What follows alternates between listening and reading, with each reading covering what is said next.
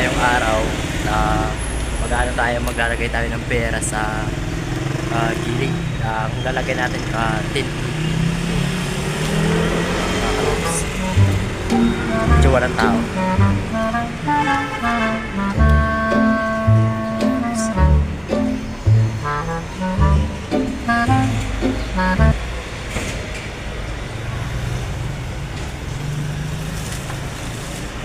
Dito mga kalaps.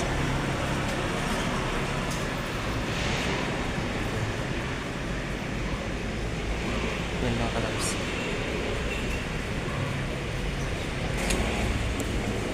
Yan.